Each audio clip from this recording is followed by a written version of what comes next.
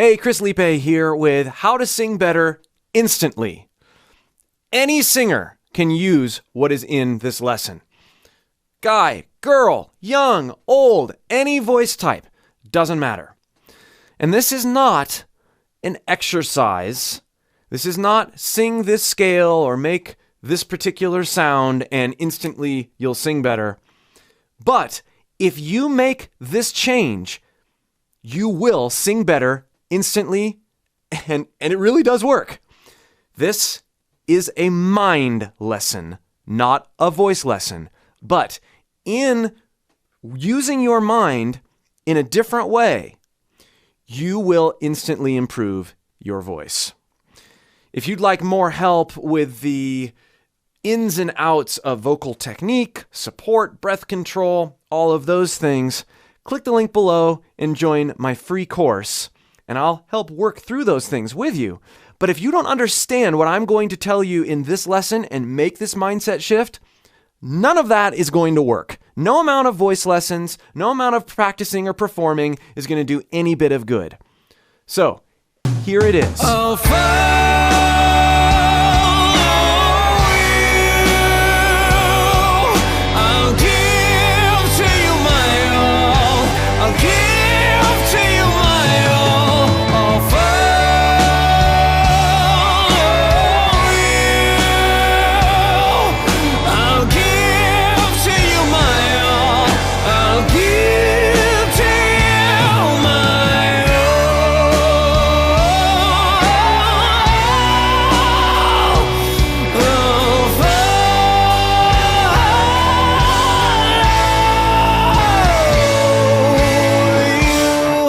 When we're singing or creating art of any kind, playing an instrument or painting something, we have this tendency as human beings to look for affirmation from those that we're presenting our art to.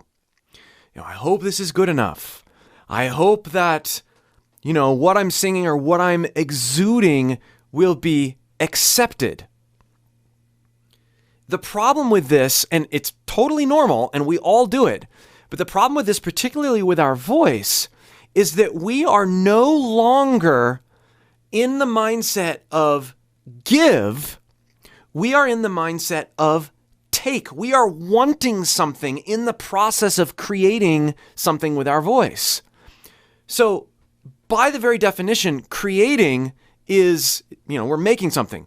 If you are trying to take, if you're trying to get or take approval from some entity, you can't possibly create in the fullest mindset. And I've covered this in a way on a video, What Freddie Mercury Does. Some of you may have seen. But I'm introducing a different angle here in that we need to think about when we're singing, we are giving it all away. We are in the posture to give to our audience, to give to our listeners. The performance, every note, is something we're giving away.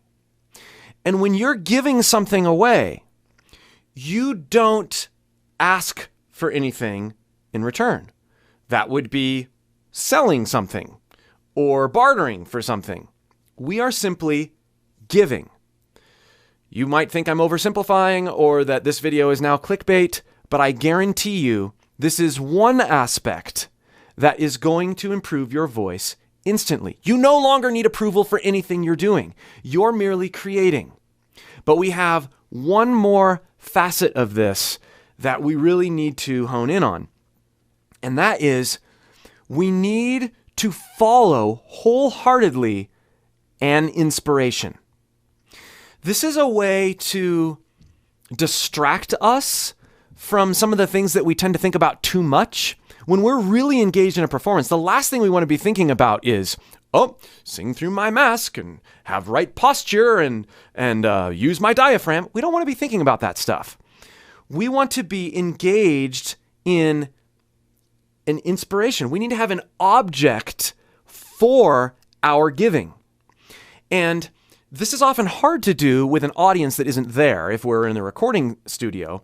It's also hard to do if you're live. So if you're singing to an audience who you can't see very well, or you may or may not be completely engaged with, that's one thing. But what if everything that you sing is a tribute to a musical inspiration? I'm going to do this line or this song in a way that's going to say thank you to an inspiration that I have. When I've done some of my Chris Cornell covers, that's probably the easiest way to do it. I'm not saying I'm going to do this in a way that will be as good as Chris Cornell, and I'm going to try to do that, and I hope everybody likes it.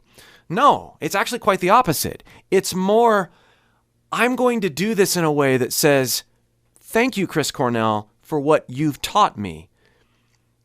Accept this gift.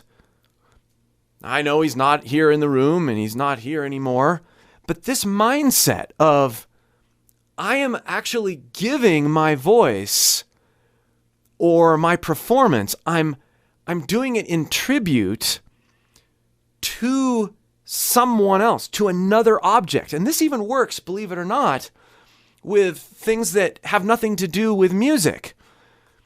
I am going to create a gift for someone I love in this vocal performance, and you hold them in your mind as you're singing. Believe me, what this does is it frees you up to follow that inspiration, to follow that person that you love, to follow that inanimate object that brings you joy. It gives you permission to go into that space. That, combined with what we talked about earlier, creates a manageable and intentional distraction so that you are fully and wholly engaged in the performance. You're letting it all out, you're giving, and you're giving to an inspiration. This mindset clears the distractions away, keeps you from focusing too much on your diaphragm or how you said that last vowel. And the things that you end up practicing when you're not in this mindset become accessories to you accomplishing your goal of creativity and engagement. In other words, you don't have to think about them, but your muscle memory is helping you use them because you're in the right state. So practice is important. Rehearsal is important. Going over the foundations of great singing is important. But when you're really delivering a performance, that's not where your headspace is supposed to be at. Understanding this balance and when to go in and out of this is going to make you a better singer instantly. Listening to the performance that I shared with you at the very beginning of this lesson, and I'm going to play it without the music here, you're going to hear the sense of abandon and giving it my all, and even though I'm actually singing those words, you're going to hear this in a special way. I'll follow you. I'll give to you my all. I'll give to you my all. I'll follow you. I'll give to you my all. I'll give to you my all.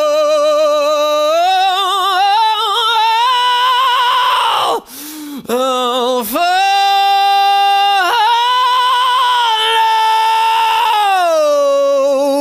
you. Harnessing inspiration, creating a gift with what you're doing creatively. This is the ticket. Take this, run with it, see what you can do with it. We'll see you for more.